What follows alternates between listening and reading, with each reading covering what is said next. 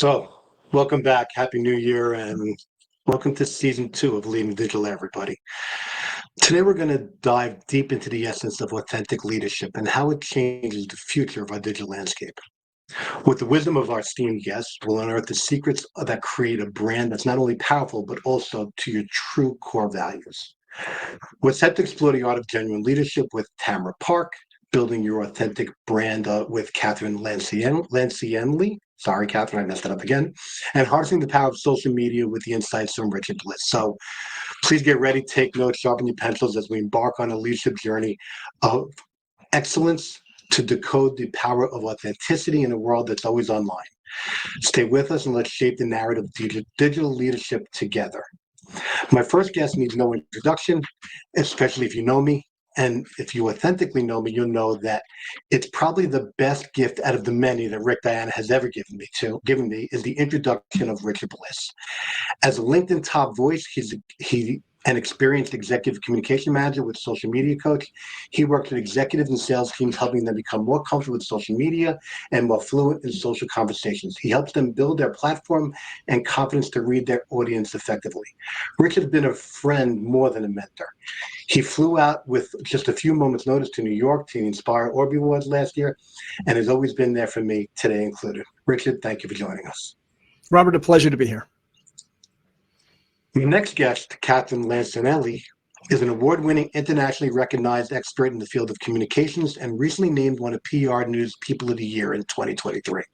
With more than 25 years of experience, Kathryn has a unique appreciation and understanding of the communication industry, with working as a journalist, public relations executive, communication strategist, and college professional and leadership coach. She's a published author and regular contributor to a medium in numerous business publications. Kathryn introduced to me from Andrea Markstrom, has a conference coming up in February 2nd for I Will, and fantastic leader in creating a personal image that I have followed her leadership since I met Kathryn last year. So Kathryn, thank you for joining us. Robert, you are way too kind, and thank you very much for having me. Welcome. And our final guest, 𝗏𝗏𝗏𝗏𝗏.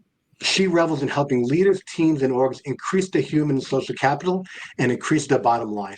She helps people craft their story, strategy, and innovation. And in honor of Richard, I stole this from her LinkedIn, which is very unique to me. She has mad skills in strategy, communication, innovation, leadership, interviewing, training, coaching. But what she forgets to leave off is friendship. And I met 𝗏𝗏𝗏𝗏𝗏 through a good friend of mine and a fellow of the Institute, Wendy Kuhn, during one of our cohorts through the Business Architect Consortium. And 𝗏𝗏𝗏𝗏 has been a friend and a colleague and has tried to coach me through many instances that I've needed her in being authentic myself throughout the years. So I appreciate you being here as well today, 𝗏𝗏𝗏𝗏𝗏. Thank you. Robert, it's such a joy. I'm so grateful to be called your friend. So we've all started here, and it was a really great conversation with you guys previously. I'm glad we get to share this with everybody today. But what I really am appreciative of is the stuff that you guys have given me to teach me. I'm hoping that it inspires everybody else here to be authentic. And we'll start with the questions. I'm confident that we're going to get a lot more from the audience here. I've already gotten a whole bunch from others, which I won't hit till the end. But we're going to start, Kathryn, with you, if you don't mind. First, in your experience, what are the key elements that constitute a strong, authentic personal brand in this digital era? It's a great question to start off with, especially given the focus of this platform is the digital presence. There's one word I'm going to use, and it's consistent. If you want your digital brand to stand out, it needs to be consistent across all platforms, whether it's your LinkedIn profile, whether it's your Instagram, whether it's your Snap, whether it's your Facebook. You want consistency. But before you can even get to that consistency, you have to think about what you want your personal brand to be. And I'm probably jumping ahead a little bit with Robert's questions, but I think it's warranted to bring this up early on in this conversation. Jeff Bezos is famous for saying your personal brand is what people say about you when you're not in the room. And many of us struggle, I think, to figure out and determine what our personal brand is. But the reality is like, you're the artist, you're the curator of it. When you start about thinking about how do I want to create my personal brand, how do I want to bring it to life, and how do I want to make it consistent and cohesive, you have to think about the attributes that you want to stress and share. And then you have to think about what are the platforms where I can showcase the best. And then the third part of that is how can I do that in a way that's natural to who I am, that leverages my strengths, and that's really going to bring me to light in a way that I want to. Basic things, you want to have a good picture that represents your personality. You want to have a strong bio that reflects, your professional experience. But the key to a strong digital brand and an authentic brand in this day and age is make sure it's consistent, make sure it's cohesive, make sure that it supports you in the way that you want to be supported. And that goes everything from the pictures to the things that you like, to the people that you follow, to the content that you create. And I know we're going to get more into this conversation later on, but again, the great way to start this conversation and start this discussion is to realize that we are all in control of this personal brand and then how it influences and impacts our ability to be successful leaders and authentic leaders. Thank you, Kathryn. So Tamara, if you don't mind just playing up that a little bit, and I might be off script a little bit here, but it's interesting. And if you can share, why is that important to leaders, especially in today's, again, digital landscape, and how do they stay true to that in their organization when they're pushing to not be authentic? Oh, that's such a great question. And I love how you set this up for us.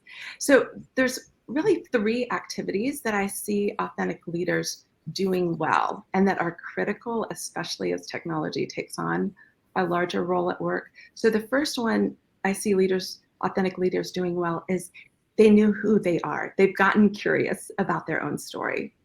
2, they've gotten meaningfully connected to others in a way that actually enables them to be transformed, to actually be changed by their colleagues and even those they lead. And then 3, they've gotten captivated by a larger story. They realize that their leadership isn't just for themselves. It's really tied into the service of others and a bigger purpose. And why I think those 3 things are so critical right now is, 1, technology is so valuable for so many things, but it cannot tell us who we are. Technology cannot tell you who you are. So you've got to get as curious about your own story as you are with your favorite Netflix series, your favorite novel, just as Kathryn said, really investing the time. And then 2, technology can connect us to each other like it is doing right now, but it's up to us to actually be transformed by one another. And so that's the work that we have to do. And then thirdly, technology can assemble meaning for us, but it can't generate meaning. And so that's one of the great gifts we're given, is to be meaning makers. And I believe we've got to get more vigilant and pay attention to what is this purpose that we're inviting people into, that we're connected to, that technology can't offer us. Thank you, Tamara. And Richard, it would be remiss if we didn't turn to you for technology. And excuse me for blushing when I talk to you. You know how I feel about you and the relationship that we have. And I still need to know how to hike in Central Park next time you're out here. David Joe just said, create an experience for your clients' community. And Kathryn with your personal brand, and Tamara with the connectedness. How?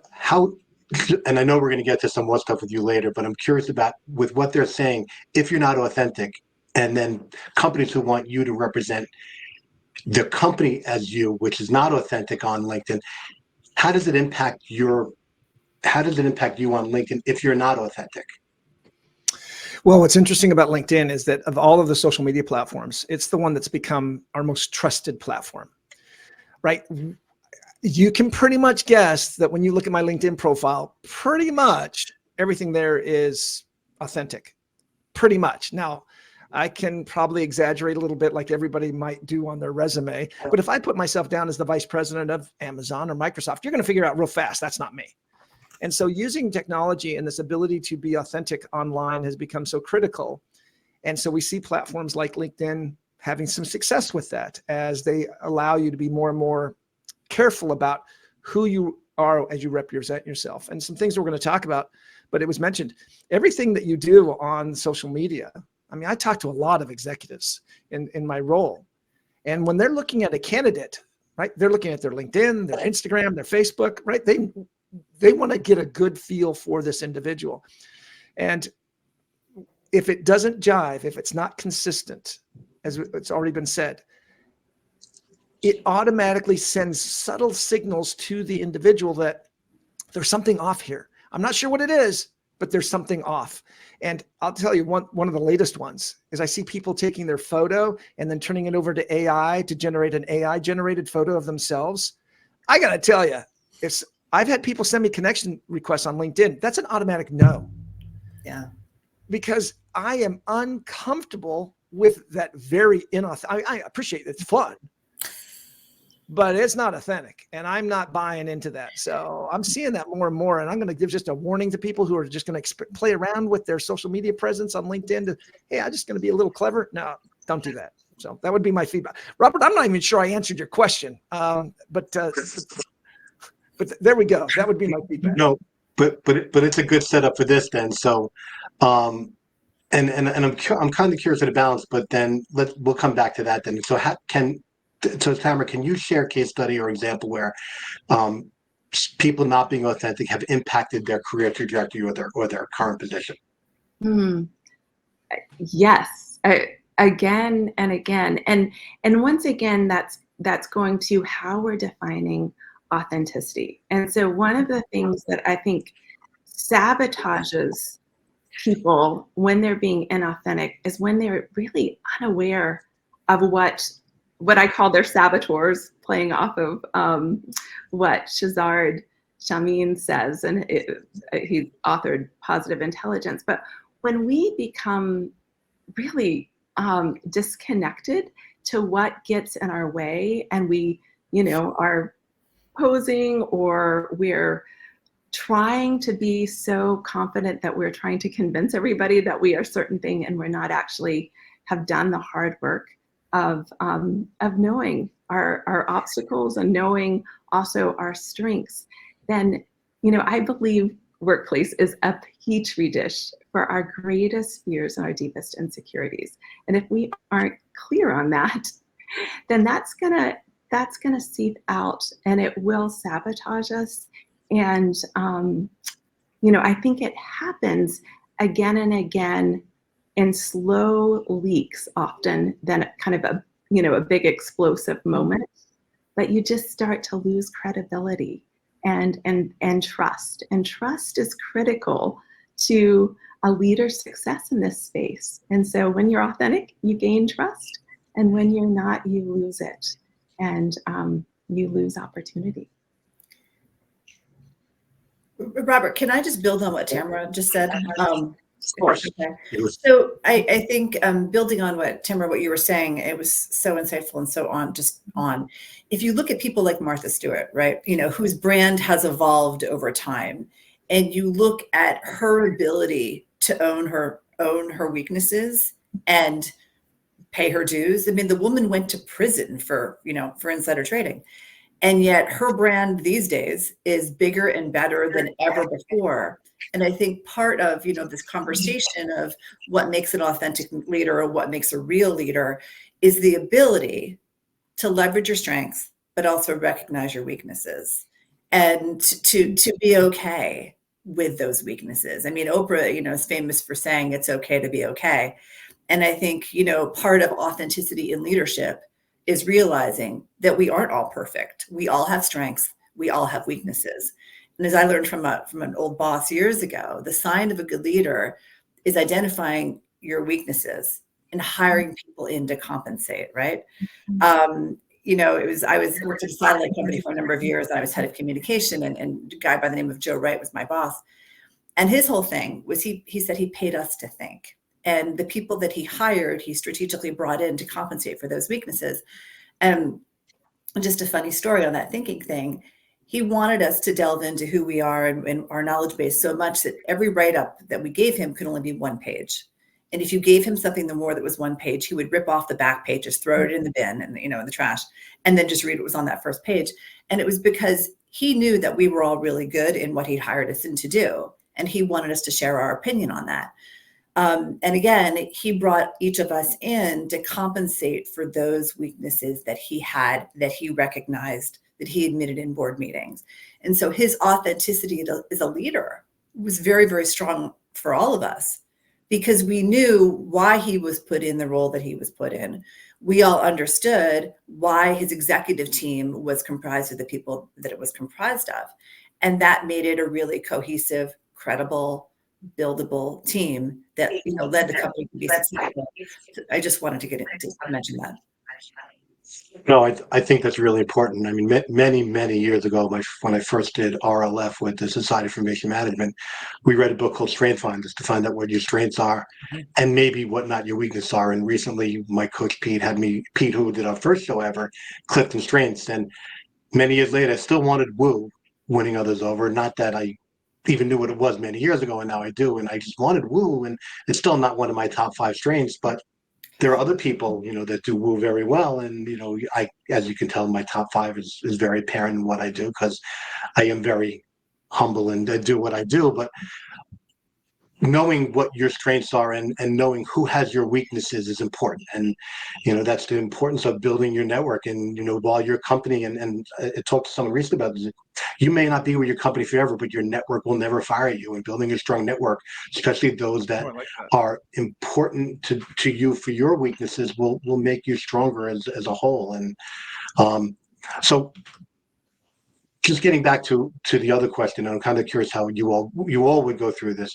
How do we balance, or how do you recommend balancing professional and personal aspects of your branding without losing authenticity? Because how you are at work and how you are in your personal life, for me, doesn't kink.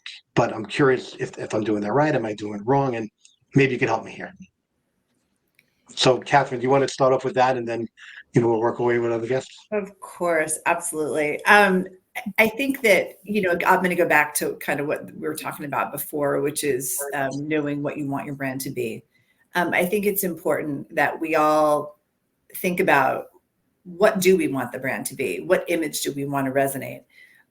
What do we consider our strengths? And what do we consider our weaknesses? And you know, when I work with people, like, the funny thing is, we all assume that everybody knows everybody about us, right? And it's like so funny, because like there's all this stuff that you've done in your life, and there's these amazing experiences that you've had, and there's some things that you didn't necessarily enjoy. And we somehow seem to think that everybody knows everybody about us, but that's actually not the case. So, as I said before, we're all the artists that create and curate our brand. We elect to share what we want to share. And I think, Robert, to your point, that concept of authenticity and being real, which is of such paramount importance these days in leadership and in kind of vision and all that kind of great stuff, because it really resonates with millennials and Gen Z. The research shows that being real and being authentic is so important to connecting with them and working with them in a professional setting, that you want to really think about, okay, what are my strengths? What are my strengths that are going to appeal to the people that I work with, to the people that I support, right? As Robert mentioned earlier, I'm a college professor. I work with, you know, my primary audience is students between the ages of 19 and 23. I'm also a mom, and I have kids that are about the same age as my students. So right now, my reference base is that market. I know there are things that I do in my spare time that they care about. I know there are things that they don't care about. I know I have had experiences that will resonate with them, and a whole lot that won't. So in terms of how I decide what I want my brand to be, I think about who my audience is. And I think about, what are the things that I've done? What are the talents that I have? What are the weaknesses that I have that I'm you know, going to own and admit that I have? And there's a lot of them. And how can I showcase that? And if you struggle with what your brand is, or what you think your strengths are, ask a friend, ask a peer, ask a colleague, ask a partner. If you're brave enough, ask your kids if you have them. They'll tell you. It goes back to that Jeff Bezos quote that I used earlier. They'll tell you what they think about you when they don't see you, when you're not front and center. And sometimes people see things in you that you don't see in yourself. And that can be really, really important in terms of, how do you bring the brand to life? And, you know, again, what Robert says, I know for me, like, I am who I am. If you Google search me, I kind of have a pretty consistent pattern across the board in terms of what I love, what I put online, what I showcase. For me, part of my brand is celebrating the success of others. So a lot of what I put on LinkedIn is not the stuff that I've done, but the stuff that other people have done, the people that have been in my classroom, the people that I've mentored over the years, the people that I've advised or coached over the years. Because to me, there's no greater joy as a professor or as a coach than helping people succeed. And so that's a big part of my brand that I bring to life. And I do it by just simply posting stuff on LinkedIn. But again, to be consistent, to be authentic, it starts with you. It starts with you giving thought to what is the stuff that I'm proud of, what's the stuff that I want to share, and then figuring out the best way to bring it to life. Thank you, Kathryn. Tamara, you want to take the same question, please? I'm delighted. I'm delighted.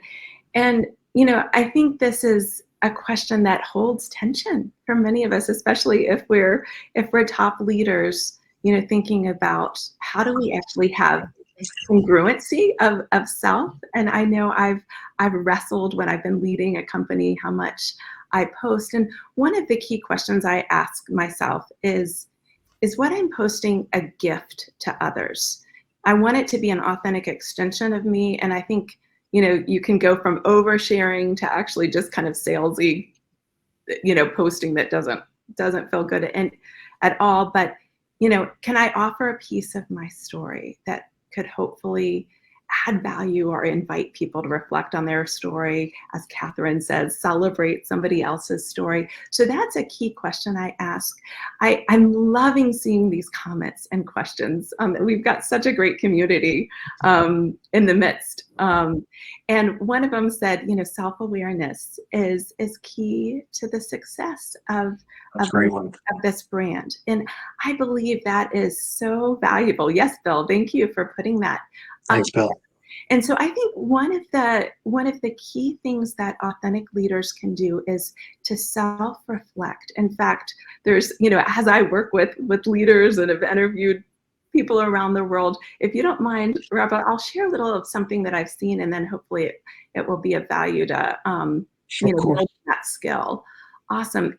There's a power in knowing your own story. It was really fascinating through the years when whether I was interviewing a celebrity or survivor of sex trafficking or a government official or an entrepreneur, we'd spend time, I'd ask these questions of their story, and there'd be this moment in the interview when the person across from me would catch a deeper sense of their story, that they had specific experiences and insights to offer that could help others, and that their story mattered. In that moment, I would see them sit straighter in the chair, their voice would strengthen, this confidence would just emerge when they really locked into the specificity and distinctiveness of their own story. And so what neuroscience tells us is that we actually, when we reflect on our story, we can actually grow new neural pathways in our brain that help us move forward.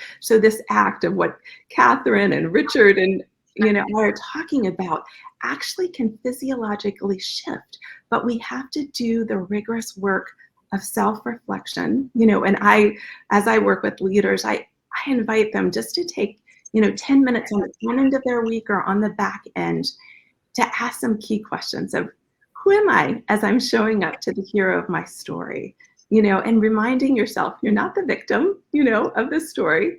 And so who are you? And what do you want from work right now? What is motivating you? Getting to those questions of, is it financial security in this moment? Is it, belonging? Is it a deeper sense of contribution? What's holding you back? What are your, often we are the villains in our own story as well. We've got our saboteurs. And then what do we want to really contribute? And when we get clear on our personal story as well as our work story, then I think we can become just much more integrated in how we develop that brand and how we share that brand with others. Tamara, thank you. And I love the self-reflection and taking the time to do it and potentially getting a trusted partner like yourself to do that with. Which I did with Richard when he helped me with my about you section on my thing, and that took us weeks, more than the time that I would have liked. But I do appreciate that, Richard. So please, can you answer the same question if you don't mind? The balance between personal and professional branding, especially through social media. Sure. And speaking of the strength finders, at one point, about 18 months ago, I sat down with my team and I had everybody do a strength finders assessment just because I wanted to find out. And I did one myself. And lo and behold, guess what? Every person on my team matched my strengths. I hired a bunch of people just like me. And it explained why certain things weren't getting done because I hadn't hired anybody on the team to actually get the things done. Except for my You need to hire someone else in HR. Right? I was just like, wow, okay. No wonder I like everybody. It was because they were all just like me. And that was one, is a finding and looking for your own gaps, right? Being aware of that. And then in today, the professional and the personal, here's the irony. COVID caused us, with the adoption of technology like Zoom, to be drawn into each other's lives at an unprecedented level that had never happened before. I mean, from your pets walking across the keyboard in front of the camera, to your kids, right, walking in the room, to the plumber showing up, to the husband or the spouse, the husband mostly, who didn't have any pants on as he walked behind you on the camera. Those kind of experiences made our lives so much more intimate with each other, and a personal side that normally maybe we wouldn't have talked about. Maybe we wouldn't have shared that in a workplace environment. But now we are drawn into each other's lives at such a level that it's shocking. I mean, I don't know about you, but whenever I expect to meet someone new, I don't expect that we're going to be on a phone call. I expect that it's going to be a Zoom call. Yeah. I mean, it's just become a default. Here's my Zoom link.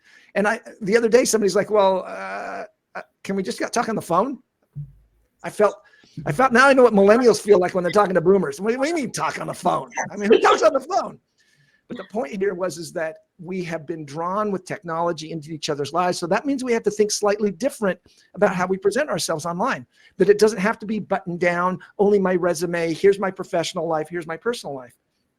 It doesn't work that way. And this idea of vulnerability that's been talked about, it's key. You know, I have 5 daughters. And whenever I say that in front of an audience, there are audible noises that come out of the audience with 5 daughters. And then I mentioned that, yeah, I have 2 ex-wives as well. And then there's a different set of audible noises that come out of the audience. Well, that's a level of vulnerability that normally I wouldn't share. But guess what? That's it. That's who I am. I've set world records playing board games. Do you know how juvenile it sounds as a professional standing in front of a bunch of lawyers to talk about board games? And then they all lean in. Because who doesn't like a good board game? And it was like, wow, these things that I was hesitant about sharing on my personal life have now become things that bind us together with this commonality. You know, there's a couple other things I wanted to point out here, because Kathryn and Tamara had some great content. An example of someone who wasn't authentic when you met them in person, and this is not politics, but during Michael Bloomberg's run for the presidential election, his ads were amazing. And he was spending the right amount of money to project himself in such a way. But when he stepped on stage for that first debate and we saw the person versus the image, there was a complete disconnect. And he lost all credibility in that moment. Now, this is a guy who's very experienced in business and politics. But in that moment, the online presence didn't match what we were seeing, and that credibility disappeared in a heartbeat. This year, in my opinion, 2024 will be for leaders a crisis of trust. And it was brought up. And the reason is because we are growing unsure of who to believe, what to believe. AI is changing what we see, what we read. And so having the ability to be authentic, to know that that is my voice coming through that comment or that engagement, and that you're really getting to know me, is critical, because AI is changing all of that. Social media has already radically changed that. And so that's such a key element. And I'll give you just one example. You Google me, I'm from Olympia, Washington. I used to live in San Diego. I've got a brother named John. Okay, so what does that matter? Unless you Google all of those things. If you Google Richard Bliss San Diego, the first entry is going to come up as a Wikipedia entry. It's a Wikipedia entry about Richard Bliss from Olympia, Washington, living in San Diego in the tech industry, who was arrested as a spy in Russia. his brother John is mentioned in the press as saying, my brother is not a spy. Do you know how many times I've been asked what it's like to be arrested as a spy in Russia? That's not me. There are 2 Richard Blisses from Olympia, Washington, living in San Diego in the tech industry with brothers named John. The reason I am so passionate about taking control of your online brand and message that's already been talked about is because if you don't, circumstances or someone else will. And that's why it's so important about being out there. So, Robert, that would be my feedback on that. It's just, I'm pretty passionate about it, as you know. Not exactly what a spy might say. But Richard, let me ask you this question. A company that would ask you, and what I like in this show is we don't only talk about issues, we give people practical experience examples too, but I've seen many organizations ask their employees, and in some examples, I've experienced companies coming to you and saying, here, create this as your LinkedIn persona. What would your advice in that situation be? That's a delicate balancing act. Generally speaking, the company is well-intentioned, and generally speaking, the employee has legitimate concerns. But with that said, I have seen hundreds, if not thousands, of LinkedIn profiles of employees that when I look at that profile, there's no way I'm interested in that individual. They have shown limited interest in projecting themselves in the realm that I live in. They don't have a background image. They don't have an about section. Maybe there's spelling errors. Maybe whatever it is, there seems to be a lack of concern about building their personal brand. And it bothers me. The leaders are even worse. I mean, I had a client come to me because they lost a deal because the salesperson talked to the customer and the customer looked at the CEO's LinkedIn profile, saw that it had no professionalism at all, and dumped the company and went with another company. They called me because they said, I don't want that ever, the CEO said, I don't want that to ever happen again. Asking the employees to present themselves in a way professionally online that represents the company can be done in a way that is good for both the company and the employee. Some say, short-sighted executives say, well, I don't want my employees to be really active on LinkedIn because then they'll get taken and snatched away by competitors. That's a really dumb approach. I don't even want to go down there. My point though here is for employees, look, if your company's asking you to participate, there's a chance for you to look good, to talk about the expertise that you have in the industry that you work in, to be able to project a true understanding of your customers' needs. Well, that draws interest to you, which then draws interest to the company. And so having a strong professional presence with a little bit of that personality coming through is a great way for you to build your own brand. And we need to remember on LinkedIn, every comment, every like, everything we do on that platform is pushed out to our audience and is adding to our brand. So if you're randomly liking things from your buddies from college, LinkedIn's recognizing you're trying to build your brand around those random things from your buddies from college. Be more purposeful on the platform, and LinkedIn will help you actually build that professional brand. That's great advice, and I appreciate that. Thank you, Richard. Frank, can we pop up Faith's question if you don't mind again? Yeah, Faith's question was the one about vulnerability and how that can be perceived for women, particularly in a position. And I really wanted to hear, with 5 daughters, it's something that's very sensitive to me, but I felt that some. Yeah, and as a father of daughter, this makes the hair on the back of my neck, which is not only that, stand up a little bit too, but this is very interesting too, because in this day and age, perceiving women as weak is not something that comes into my vocabulary. But I'd love to hear this from especially from the women perspective, and then Richard, how we would work around this also from a, but Tamara, do you want to take a stab at this first and then Kathryn? I'm happy to. And Faith, thank you for that really beautiful and valuable question. You know, there's a tension, especially being a woman leader in tech. You know, there's a reality that there are power dynamics at play. So, you know, when I work with leaders, I help them think about how do you communicate who you are in the midst of those power dynamics. Are you, you know, I talked about when we reflect on our story, we hold ourselves as the hero and we really think about what is it that we want, what do we have to offer. But when we are engaging other people, we want to think of ourselves as this guide, as this expert. And so, and that actually, I think, invites us to, show up stronger. But in this situation, how can I actually, offer expertise? How do I be other oriented in a situation where, there may be this, this impulse to, to look down on us because of gender or because of age or whatever, but showing up and actually having this internal vigilance that you have something to offer to them, and actually coming at them with a sense of, what do they need? What can I have to offer that's actually going to move things forward? Puts you in this internal space of, as a trusted thought partner, as a, it puts you in a generous space. And I think it can do some judo on some of that anxiety and imposter syndrome. And there's really fascinating, once again, I keep going back to neuroscience, but I think it's so intriguing how our brains and our bodies work in the midst of these situations. And so when we go into situations and we actually are going to show up trusting another person, even in a tricky situation, we release oxytocin, and we actually can help that person trust us. So it's coming from this posture that is very, I think, countercultural and counterintuitive. But if we show up saying, I'm going to be a guide to them, I have something to offer, and show up with our expertise and our strength in those situations, I think we're going to show up better. Then we've earned the trust. And then I think, the vulnerability of talking about our challenges and our weaknesses, there's a safer foundation for that.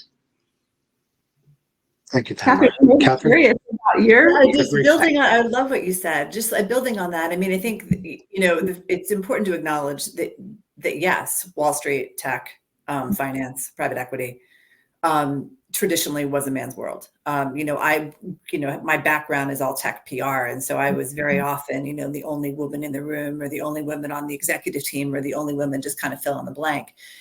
And I think, it's been hard for women to over the years to operate in that environment. There was this horrible thing, and I saw it among, some of my friends who were very senior on Wall Street and still do, that women feel that they need to conform to the standards of men, be it in the way that they talk, the way that they dress, the way that they act, the way that they do whatever. And that femininity was not allowed on Wall Street, was not allowed in Silicon Valley, so forth and so on. That's changed. And I think that the reason it's changed is because women are not taking that backseat. Women are not letting themselves be the dot point on the memo. We're writing the memo, we're running the room. And I think to Tamara's point, the greatest, if you're mid or senior career, the greatest gift you can give another woman who works on your team or works for you is support and leadership and guidance. And I think if you're a woman in a still primarily man's world, the best thing you can do is showcase your talents and showcase your intelligence. And it does not come from constantly being the person to raise your hand in the room and comment. It comes from strategically showcasing what your talents are, what you're intelligent, what's your wit, what's your experience. And it doesn't mean, and it shouldn't be, that you have to be all formal and conform to a gentleman, to a guy's standards, right? Be you. Show you're intelligent, write those blog posts, put stuff on LinkedIn, go to networking experiences, give speeches, do it, show it. And by doing and showing, you'll get the respect, you'll command the presence, you'll be authentic. And you'll really, really, really be able to show people that, it doesn't matter what gender you are, it just matters who you are. And it matters about the importance of who you are. And unfortunately, in the past couple of years, we've had some things, not turn out the right way. I'm not going to talk politics. I'm not going to talk leadership of companies, but there have been some strikes against us. And that's been hard for us to navigate. But we bounce back, we move on. And if we just continue to push forward and showcase who we are and why we're there, why we were chosen for that job, why we belong, the respect and the admiration will come. And if you don't mind, I'll just jump back in, and I just am seeing Esther's comment of we rise by lifting up each other. Kathryn, exactly. And I really believe community creates capacity. And, you know, when we're isolated, when we're, you know, on our own, that's when I think we're so much more susceptible to crumble. But if we are cheering on others, especially other women leaders, and we show up knowing we've got this force of support behind us, you know, then I think we do just what, you know, we said when I was interviewing, our voice strengthens and we show up with that confidence that is truly metabolized in us. And I think that's that gift of having that community. And Robert, you do this for others. And I know, Richard, you do too. You instill that confidence that I think and create that community that celebrates whoever is rising, be it a woman who's the only woman in the room. That is joy making for you guys. And I think, you know, I just want to point out and celebrate, you know, the men that do, that not only, you know, make space, but learn from, are guided by, are celebrated when women leaders show up. Yeah, I have a. Do you want to support first? Yeah, I have a real world example of that. Working for a tech company, I recognize that I'm a tall, older white male. And when I walk into the room, there's an assumption that I'm in charge. I was with my boss. We were sitting with a vendor. She would ask a question and they would answer it to me. And I'm growing more and more uncomfortable with this. And finally, I didn't say anything, except I just did this. I turned and looked straight at my boss and never looked at that vendor again. When they talked to me, I ignored them. I'm like, that woman right there that you are dissing is in charge, not me. And sometimes it takes these subtle clues for us to recognize. And afterwards, we talked about it. She and I talked about it, that was not right. But they didn't even know they were doing it. And so I had to take a physical action to stop that behavior. I didn't call them out, but it made it pretty obvious that certainly was not appropriate for that to happen. And so that would be an example of being supportive in that capacity. And then Kathryn said something very powerful as well. On LinkedIn, you have a level playing field. You have the ability to take the lead in the conversation, on the topic, on the subject matter expertise.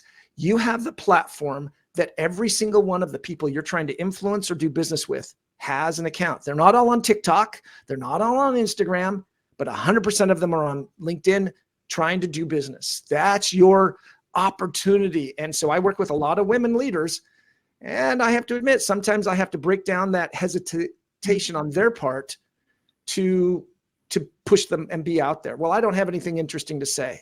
I've heard that so many times. And it's like, that is so not true. Just a few minutes of talking to them, hearing their story. And Cameron, you've talked about it, Kathryn, it's there. Oh, and some of the stories are shocking. Why don't you think that a whole bunch of men and women would be inspired by your journey or your insight or an experience that's happened? So that would be my feedback on that. Well, Richard, just building on what you just said, like, we all have a story. And, you know, the reason the story isn't necessarily interesting to us is because it's our story. Yeah. But like, when you share you with other people, they're interested.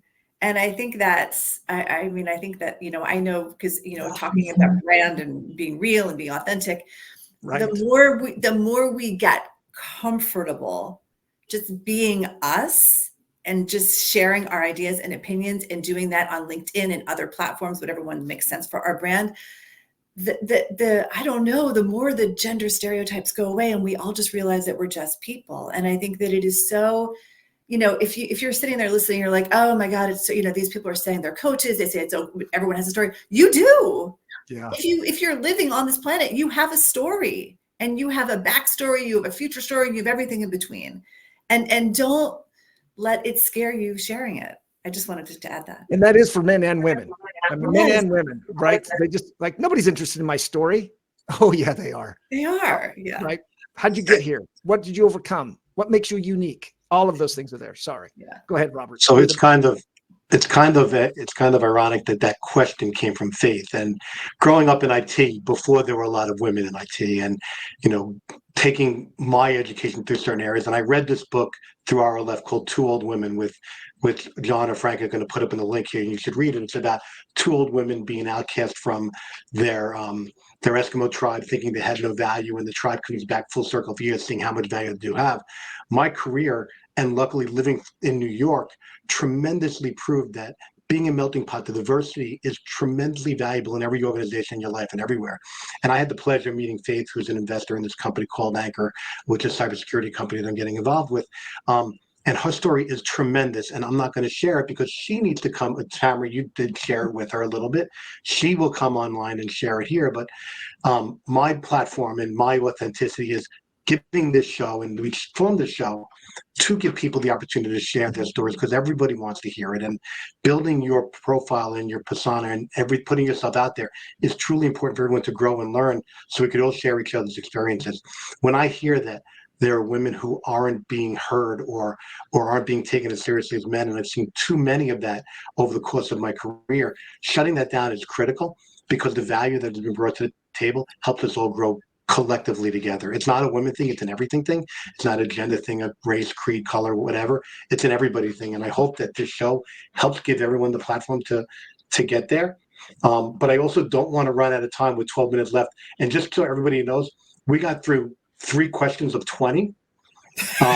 So I don't think I'll make it much further, but I will continue to put these online and drag Kathryn and Tamara and Richard back over the course of the year, and we'll do some online, and maybe we'll try to do this quarterly, especially with the knowledge they bring to the table.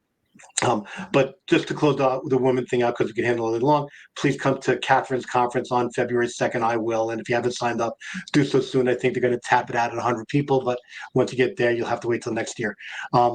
I do want to leave a few minutes at the end for Richard, because I know I've teased a lot of Richard's teaching out there, and if I don't give people how to really use LinkedIn, I get very frustrated now that I've drank Richard Kool-Aid and I see people not doing it right.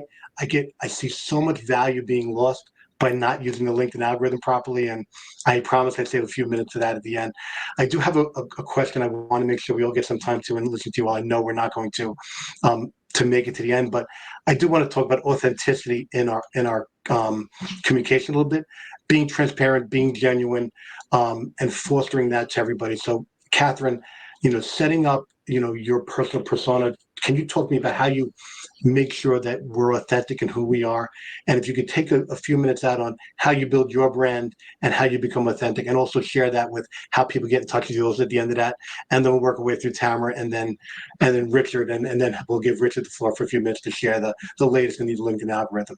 Okay. Authenticity. Okay. So for me, authenticity comes from what I love, right? There are things that I love to do. So I'm a big, I love events. I love concerts. I love theater. I love I love going to museums. I also love being outside. I love running. I love skiing. I love biking.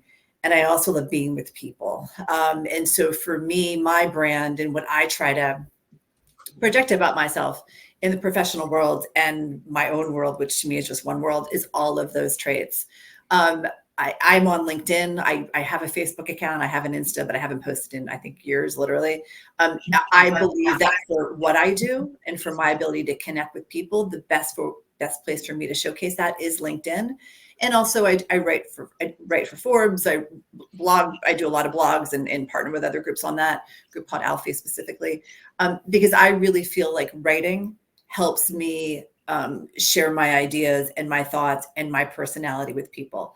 I believe part of my authenticity, again, as I said before, I love being with people and I love celebrating the success of people. And there's no greater joy I get than from teaching. So I try to be the biggest supporter of my students that I possibly can. And I do it on LinkedIn. And I've learned from Richard, as Robert says, some sort of ways to help amplify celebrating the success of other people. And I think for me, I always tell people, you can find me on LinkedIn. Just, I'm there. You can Google search me. All this stuff about me is there. I post things that I think are relevant to me and relevant to those things that I love and relevant to those passions. I don't bore people with the nitty gritty of my life because we all have our nitty gritty and I don't want to bore people with it unless I think it's something interesting or unless it's a story that I think has value, be it a good experience or a bad experience.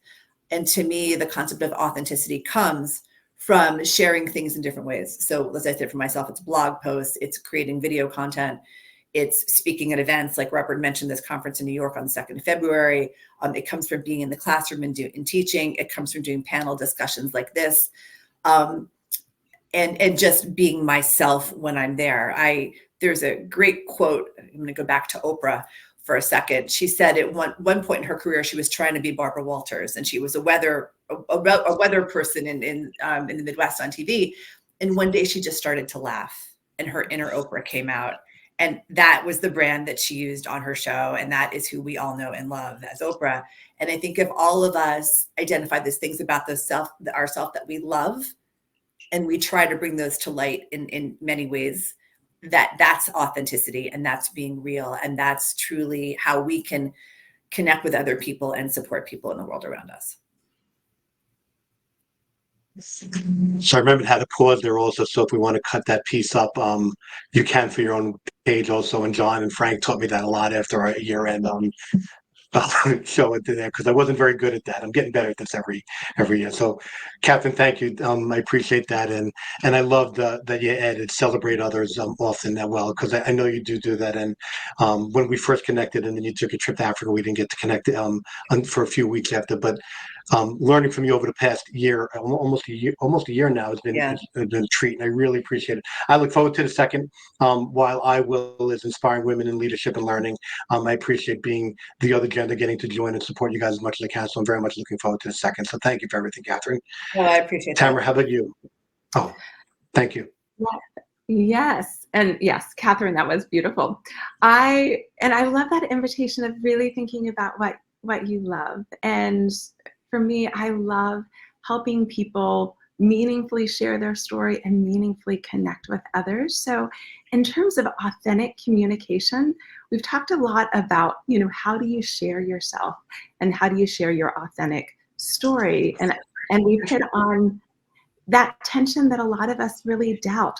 I spent years helping people, tell their stories. I directed television series around the world and other things. And there was this one moment when I ended up in the Amazon, my talent didn't show up. And my executive director, producer said that I couldn't come home without a show. And suddenly I had to be the talent and I had to be on camera, which was woof.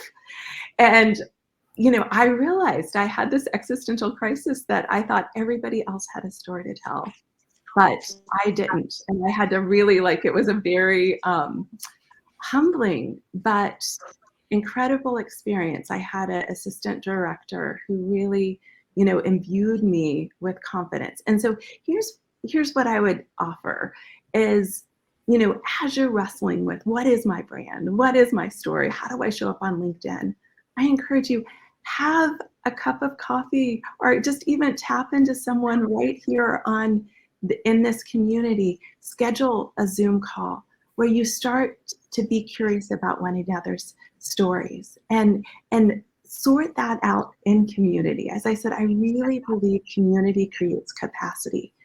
And then pay attention to how you actually meaningfully connect with people, not only meaningfully share yourself, but how you become a story catcher is what I call it. And really that trifecta of connection is being curious about other people, entering into their story with them being the hero, and deep listening and insightful questions. And if you get good at that, people are going to feel truly seen and heard. So just a 1 minute kind of play out of that is the next time a colleague or someone, you're leading comes to you and is sharing about an experience or an idea, you just want to jump in and share about yours or critique theirs, just pause, remember they're the hero, say these 3 simple words, tell me more, and then actually pay attention. Not only listen with your ears, but listen with your eyes. Put the phone down, turn on the Zoom camera and see what they're saying and not saying, and then ask another question. And when we do that, that's the start of this meaningful connection. And once again, our bodies and our brains respond. We release oxytocin. We can actually, our nervous system can calm, that fights anxiety and depression. Like magical things happen in our bodies and our brains when we actually meaningfully connect to others and do it in an authentic way. Thank you, Tamara. I appreciate that as well. And thank you for your time today. And it's been a pleasure for you. And we're going on 8 Wendy's our 8th cohort. So it's been a long time for you and I now since I was the first. So I appreciate that. So Richard, you ready to take us home? Sure.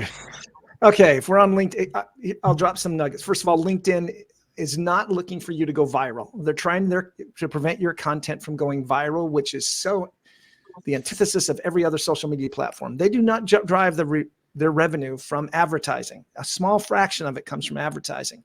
The rest of it comes from paying customers. So they're trying to keep the experience to be as valuable as possible for people, business people. So here's some things that you need to know. When you post something to LinkedIn, it does not go to all of your followers or connections. It goes to less than 10%. LinkedIn's trying to show it to as few people as possible and then to test it to see if it's interesting to that audience or an audience. And they test it for about an hour. And if you start a conversation with some comments, then LinkedIn recognizes that, hey, this is important stuff. Let's show it to more people. 10 comments in the first hour, 1,000 people are going to see it, guaranteed.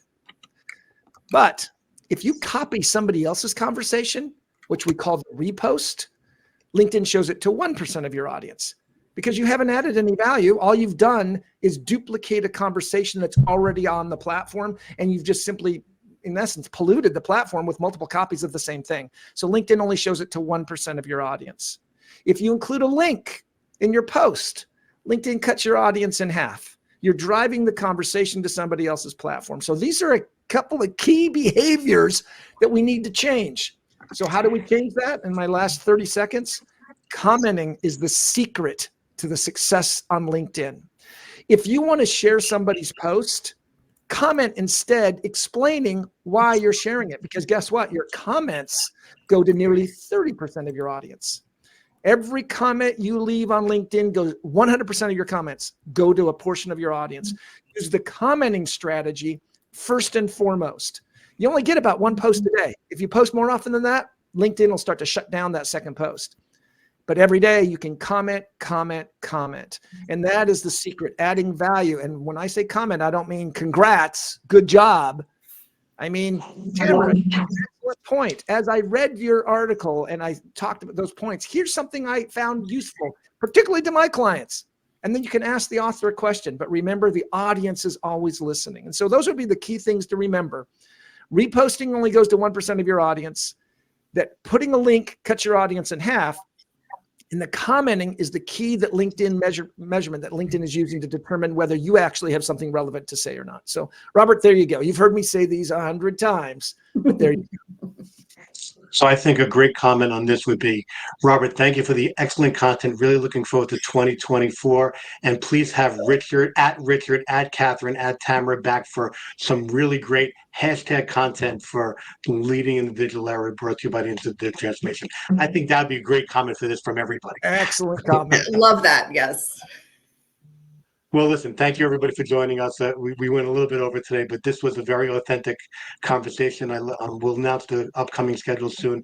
Please, everybody, come back and do this again. And I'll post some of the questions online. We could trick everybody into you guys coming and answering and starting the dialogue and continue going on LinkedIn. We'll see some links.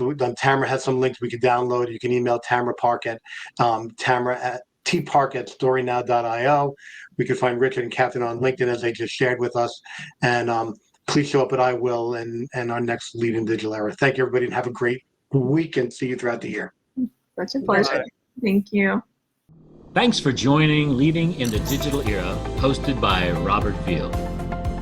Look for more Leading in the Digital Era, presented by the Institute for Digital Transformation, coming to a LinkedIn Live session soon.